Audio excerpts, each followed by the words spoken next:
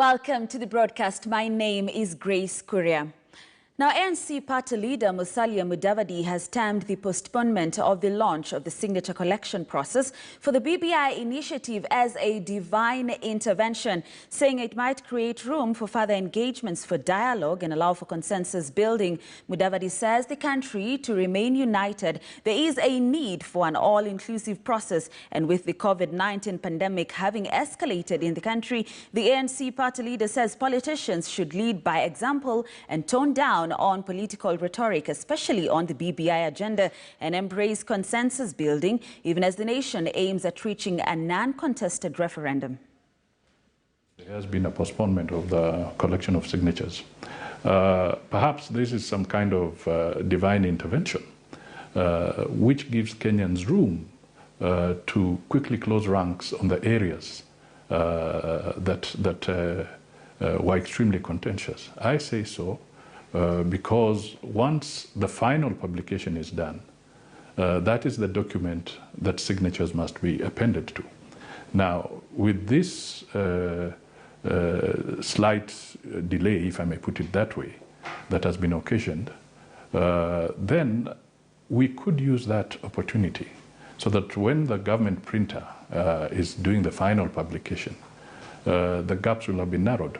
And maybe the best measure here is that you will recall that in the referendum of 2010,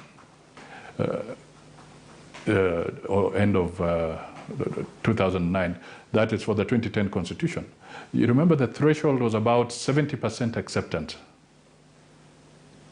of the new constitution. So my wish is that we should, at the very worst, retain that 70% acceptance, but if we quickly work on the contentious issues, we can quickly have an acceptance of even maybe 80%.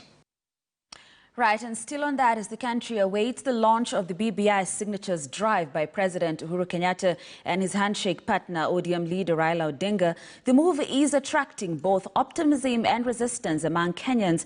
Concerns have been raised over the commencement of the exercise without Kenyans reading the document, with critics saying this may lead to Kenyans abstaining from the exercise. We're now joined by our reporter Daniel Kariuki as he speaks to Nyeri residents about the looming exercise. Let's now speak with him. Kariuki, good afternoon. It's great to see you. Talk to us about what the residents of Nyeri are saying. Are they optimistic or are they resistant? Right, indeed, the collection of signatures would have been one of the exercises that would have taken place today, but due to the postponement of it, of course, it will be held another day, and residents as well as Kenyans across the country have varied reactions concerning the postponement as well as the exercise of collecting the signatures. And I'm joined by some of the residents from Nyeri County who are going to be telling us their reaction or their views concerning the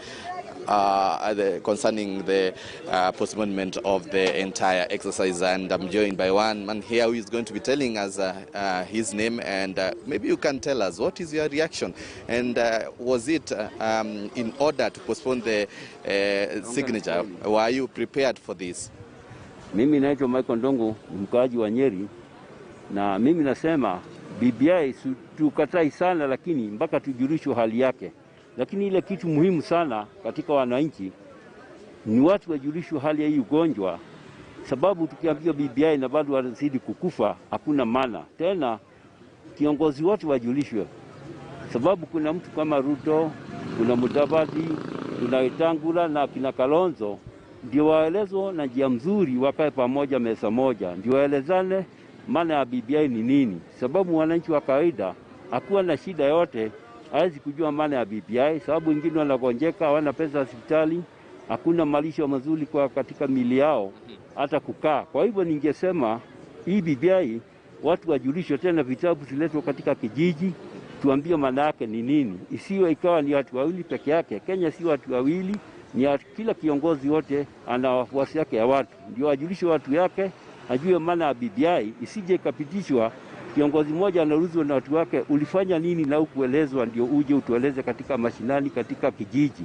Kwa hivyo ningesema ni mzuri, lakini ilezwe watu wote. Kuna watu wajui kusoma, waje wa kijiji waelezwe maana yake.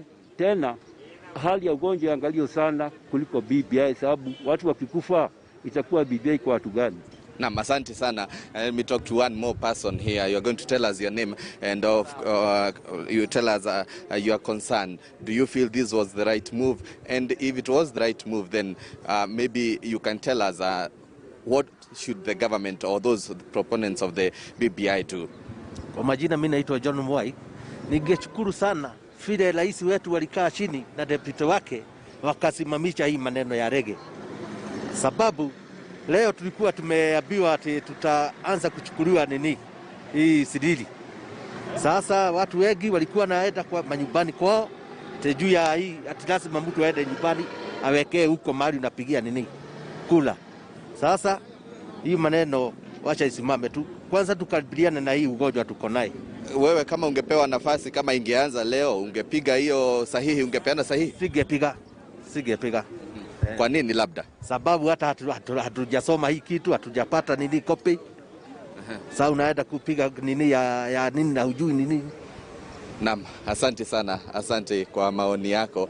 Those are just some of the reactions and views concerning the postponement of this exercise, and of course we'll keep the view updated as we move on throughout the day in all our coverage during the day. But right now I take you back to Grace Korea in studio. Over to you, Grace. Right, Karaoke, thank you so much for that. Of course, varied reactions there regarding the postponement of the BBI signature collection exercise. Thanks, Karaoke.